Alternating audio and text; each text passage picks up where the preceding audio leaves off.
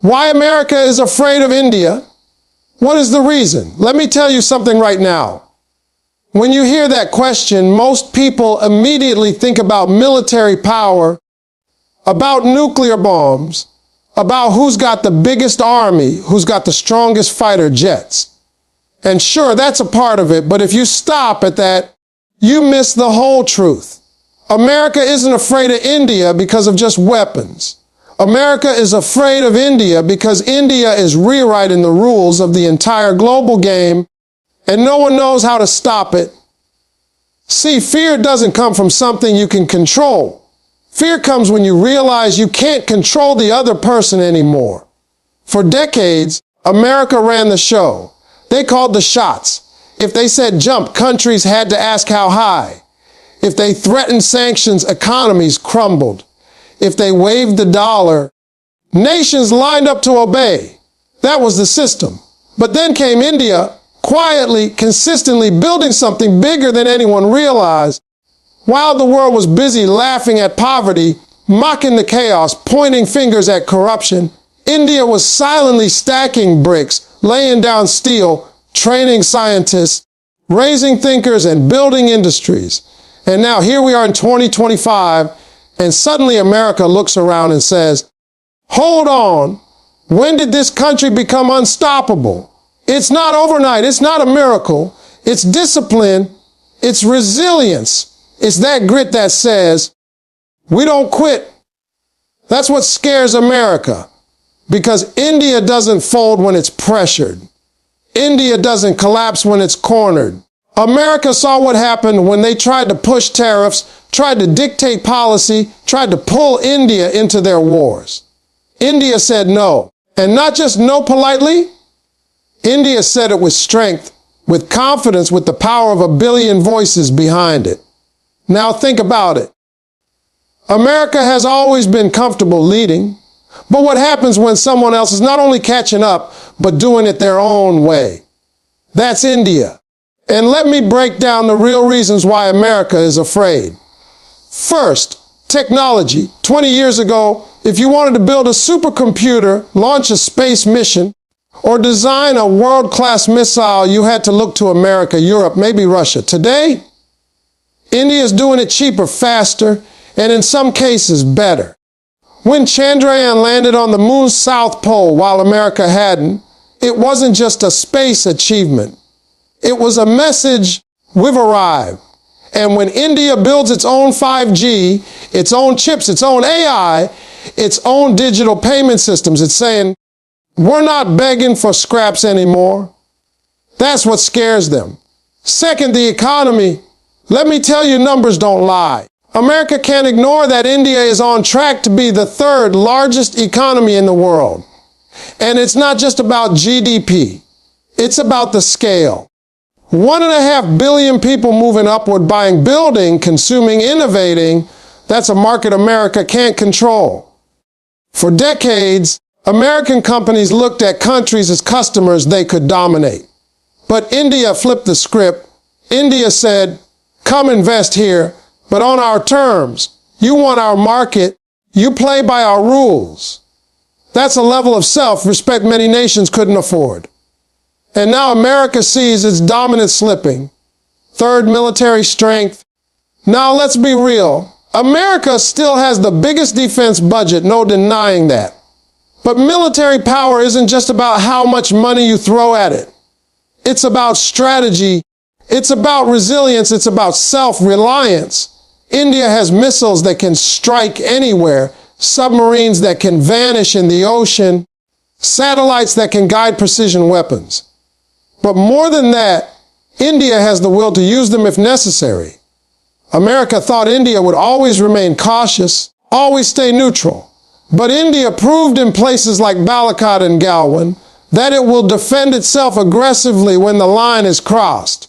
That rattles America because suddenly India is not the soft power they thought. It's a power with both brains and brawn. Fourth, alliances. See, America has always thrived on dividing people, making one nation depend on them while turning another into the enemy. But India is breaking that. India trades with Russia even when America says don't. India partners with the Middle East when America wants control.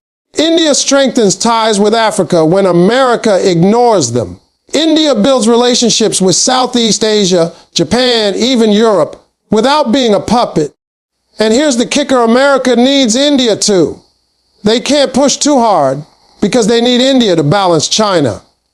That dependency flips the power dynamics, and that's what frightens them the most. Now let's talk about culture. You might not think culture scares anybody, but it does. Because culture is influence. Culture is power. Hollywood used to dominate the world. American music used to set the tone. But now Bollywood, Indian food, Indian philosophy, Indian yoga, Indian spirituality, they're spreading like wildfire across the globe. People are curious, people are adopting, people are respecting. And with that comes soft power. Suddenly, America isn't the only storyteller of the world. India is writing its own story, and people are listening. But the biggest reason America is afraid, its identity. India represents something America can't copy. America was built on control, on forcing itself to the top, on dictating rules. India is built on resilience, on surviving centuries of invasion, on thriving despite oppression. That gives India a kind of strength America doesn't understand. It's a strength that says, we've seen worse, we've survived worse, and nothing you throw at us will break us. That's not arrogance. That's history talking. That's blood, sweat, and generations of struggle talking. And when a nation carries that kind of weight, you can't intimidate it. You can't manipulate it. You can't own it. America looks at India and sees the future. A future where the dollar doesn't control trade, where Silicon Valley isn't the only tech hub, where Hollywood isn't the only dream factory, where Washington isn't the only capital making global rules. And that future terrifies them because it means letting go of power they've held for a century. Let's get real here. Fear isn't always about destruction. Fear is about replacement. America fears being replaced at the top of the global hierarchy, and India is the only country big enough, bold enough, and resilient enough to make that happen. China might have the money, but it doesn't have the trust. Europe might have history, but it doesn't have the population. Russia might have weapons, but it doesn't have influence. India has it all: youth, growth, technology, culture, democracy, resilience. That's why America is afraid. And here's the irony.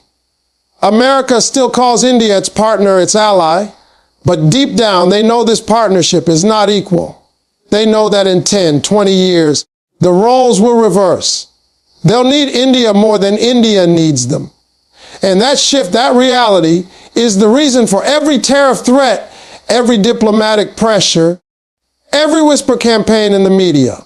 Because when fear sets in, you lash out. You try to delay the inevitable. You try to slow down the tide. But you can't stop the ocean from rising. And India, my friends, is that ocean. So why is America afraid of India? Because India represents what they can't control anymore. Because India is building a future where no single nation dominates, but where balance exists. And balance is dangerous for those who lived off imbalance. That's the truth. That's the reason. What truly frightens America is that India's rise is inevitable. It is no longer a question of if, but when. You see, America has always lived with the comfort of believing that no matter who tried to grow, no matter which country talked about ambition, no matter how many nations dreamed of greatness, the United States would still stay at the top of the mountain.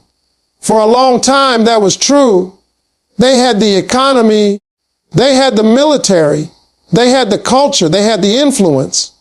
But today, when they look across the world and their eyes land on India, they don't see just another nation climbing.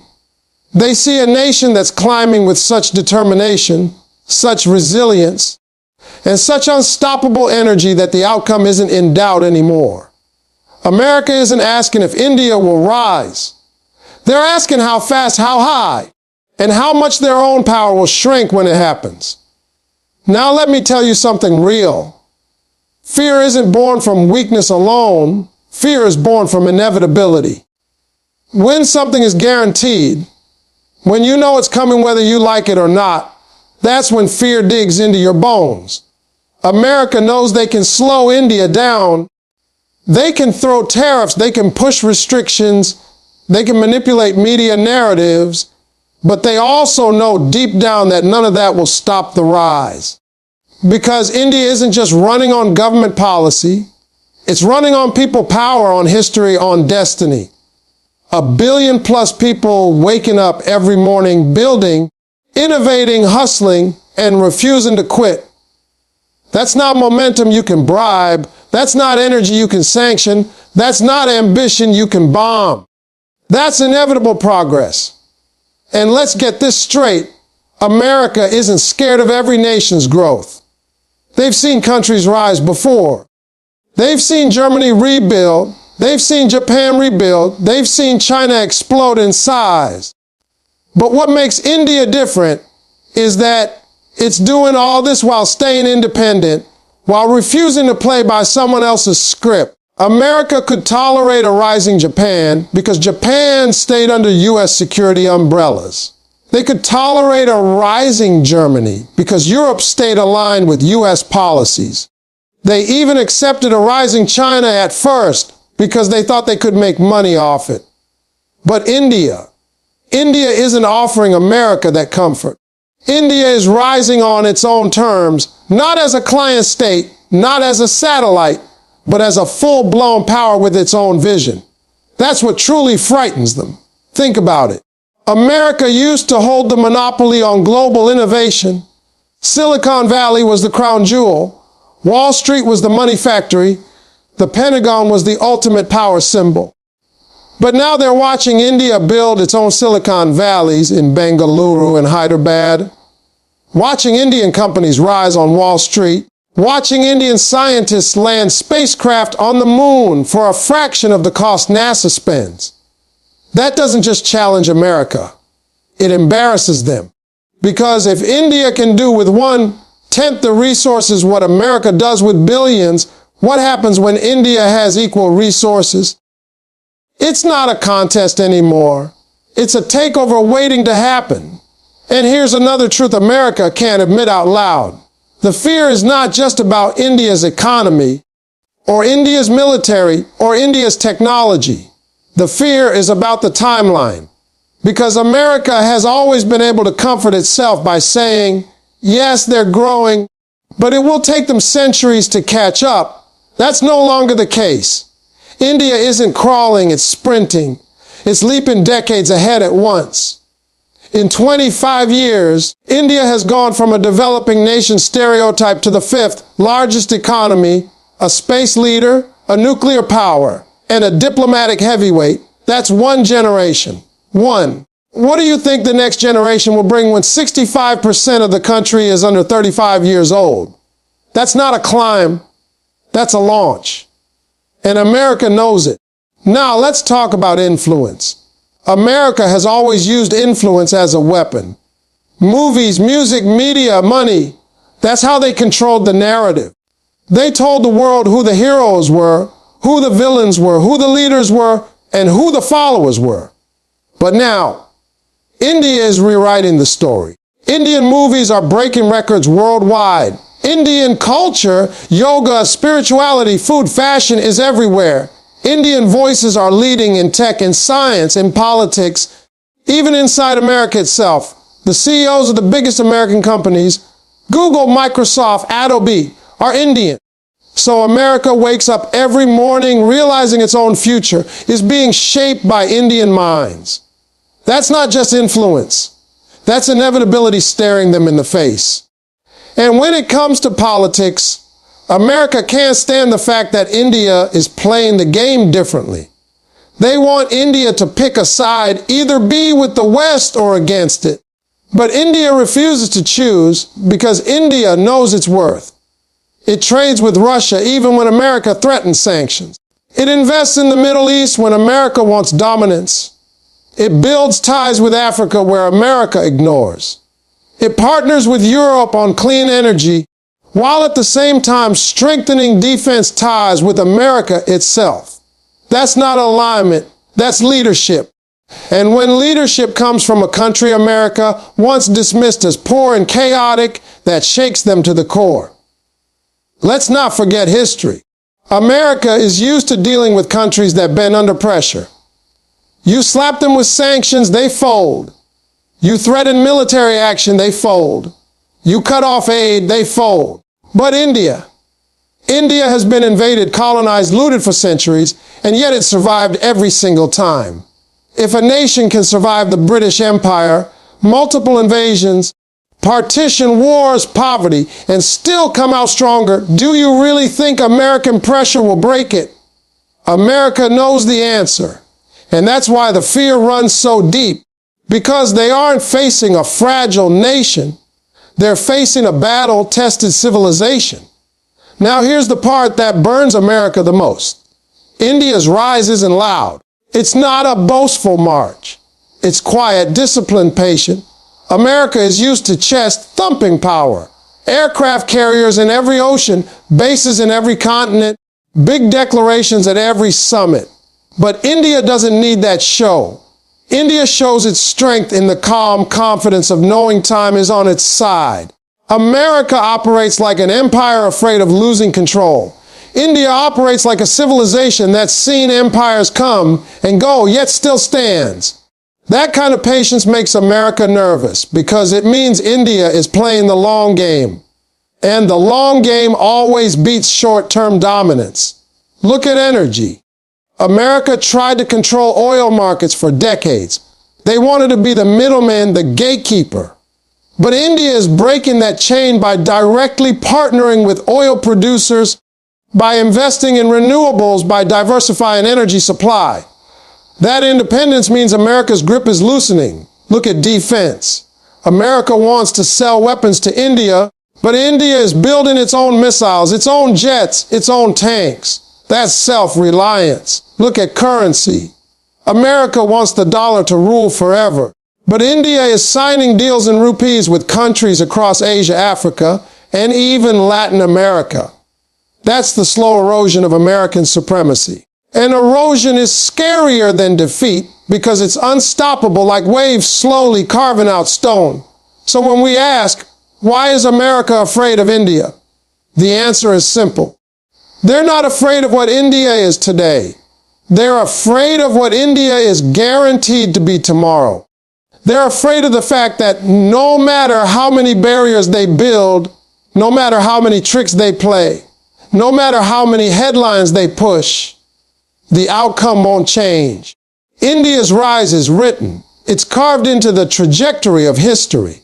It's not an if, it's not even a maybe, it's a when. And every day that when gets closer. And what makes it worse for America is that this rise isn't just about India. It's about the ripple effect. Because when one nation shows the world that you can rise without obeying Western dominance, others will follow. Africa will follow. Southeast Asia will follow. Latin America will follow. They will look at India and say, if they can do it, why not us? That domino effect is America's worst nightmare because it means the world won't just have one challenger. It'll have dozens. And the common thread will be the example set by India. America can compete with rivals. They can fight enemies. They can even handle allies becoming competitors. But what they can't handle is inevitability. And India's rise, my friends, is the definition of inevitable.